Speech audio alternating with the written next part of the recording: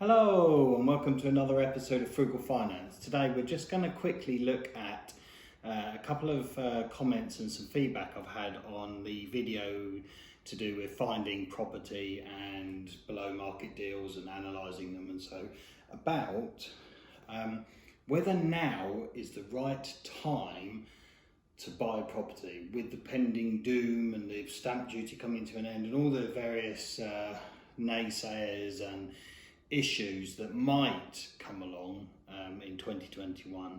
Is now a good time? And to be honest, that's a very good question. So without further ado, smash the like button, please subscribe. It really helps the video get out to a wider audience. We've taken on quite a few new subscribers. I love the comments, I love replying to them, and really hope you enjoyed the video. So without further ado, let's get stuck in.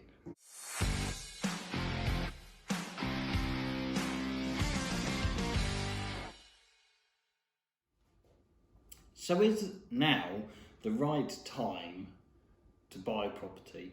Well, the reality is that you've got a number of things coming up. So you've got, in the UK, they have a thing called stamp duty. If you're unaware, that is a tax or form of taxation that you pay on purchasing property that isn't your main residence. So you have a thing called a second homes stamp duty, essentially. So if you're buying investment property, you will have to pay that tax. That tax is not ring-fenced or excluded from the stamp duty holiday. So when you move home, when you're a first-time buyer, you get a special discount on, or even free stamp duty. But then when you move home, you do have to pay a form of stamp duty. It's that form of stamp duty when you're moving home that is currently scrapped, or up to the value of £500,000 it is scrapped. So it's saving you about £15,000 a year on a £500,000 property if you were to move home. But it doesn't include buy-to-let or investment properties. So in a way, it doesn't really affect them. I mean, if you're buying a buy-to-let property, there is a small element of stamp duty that you will not have to pay. But in the main, it's not really going to affect you because you're still going to have to pay the second home tax. So whilst it is a nice incentive, it's not going to particularly be a deal breaker. If that kind of value of money is the difference between the property cash flowing and not cash flowing, or being a good deal, the deal's too tight for you, really. So you've got that issue. Obviously that will affect anybody wanting to move home, which then does affect house prices. If people choose not to move home, we get a supply and demand issue. Too much supply, price goes down. Not enough supply, price goes up. Pretty simple economics. So you've got that issue coming along.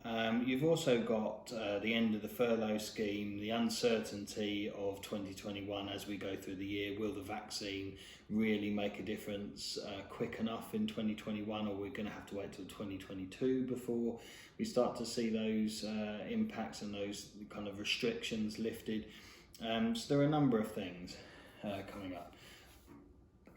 So those are the things that really you should be looking at, that will probably build an argument for being concerned. Now, in my opinion, if you're purchasing a property which is your main residence and you're going to another property, so your property journey is essentially flipping your residential home. So you live in a house, it needs work doing to it, you do all the work on it, and then when you're finished with it, you sell it and buy another one.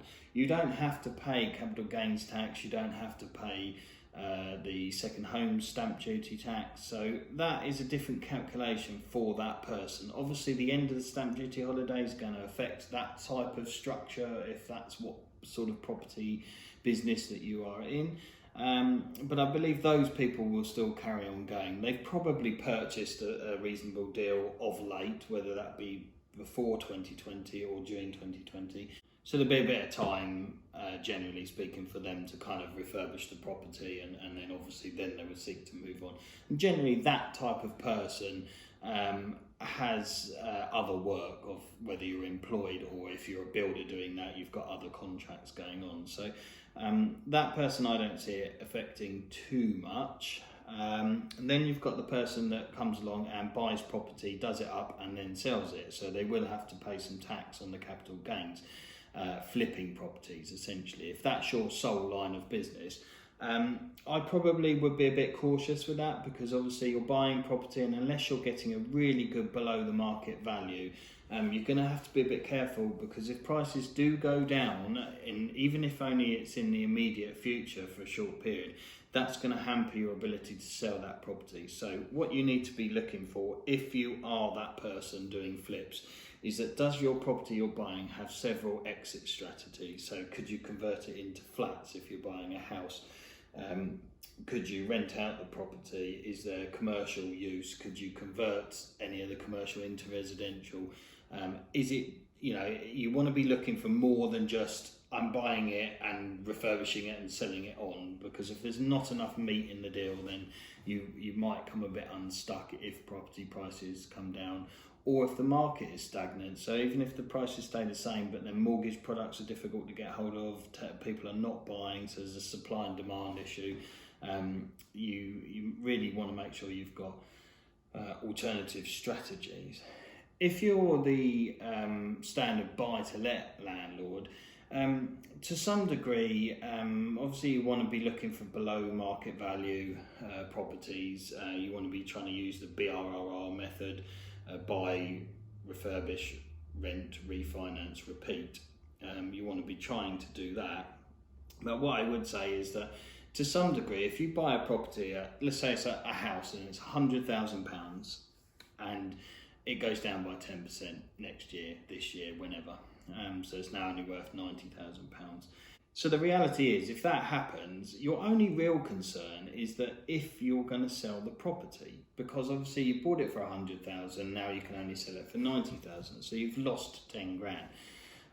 We're assuming that you haven't bought it below market value, of course, but let's say it's worth 100 and now you can only sell it for 90.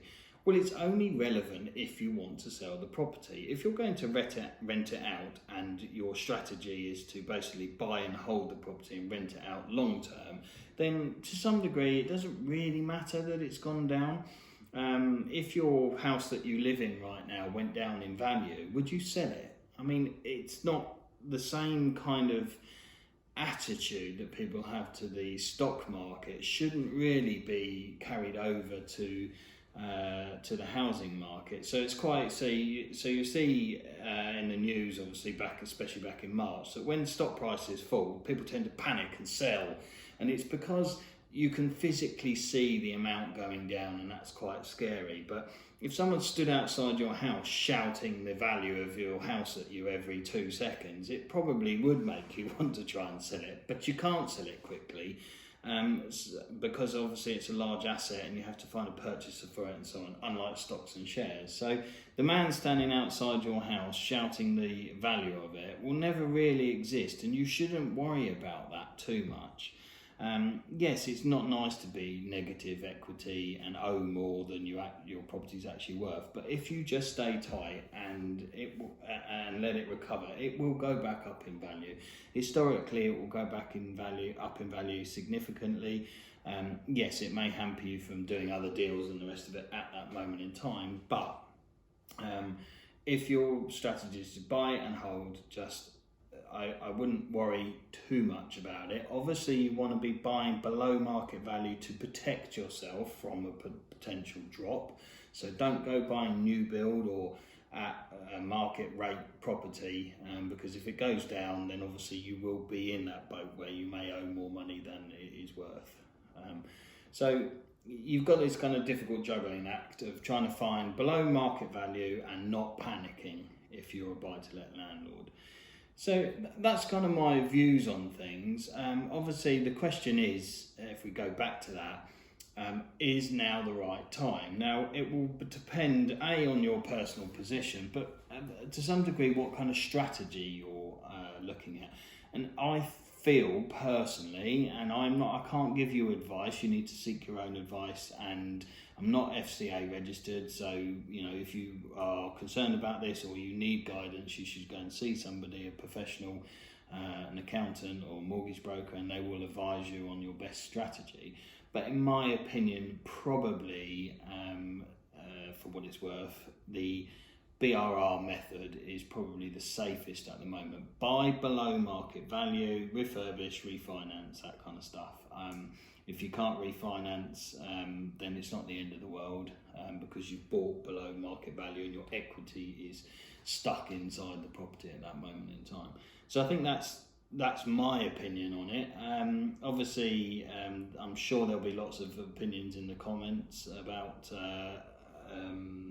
different strategies and where other people would go and how they see the market going.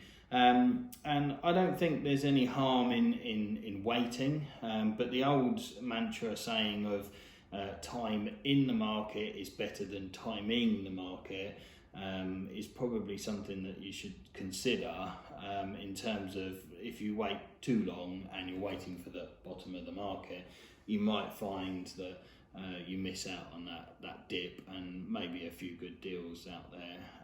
You shouldn't be looking to perhaps get all of your cash out all of the time. So I hope that's really useful to everybody. Obviously, as I said before, it's in my opinion and my views on this, and we could have a horrible crash and we need to do a top-up video review this. So they are only views and opinions, but I think they're reasonably solid strategies for you to at least use as a stepping stone to make your own decisions.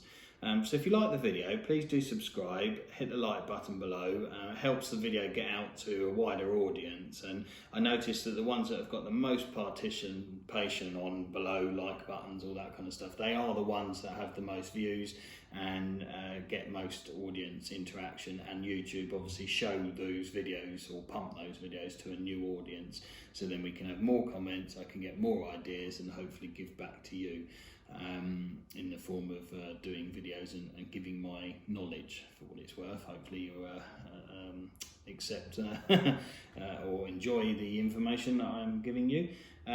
So before we go, if you'd like a free stock worth up to £100, please use the links in the description below. Set up an account with Trading 212, you credit some money with them, and then they give you a stock which is worth up to £100, so that's up to £100 free money. Even if you only get one that's £15-20, it's still £15-20 free money.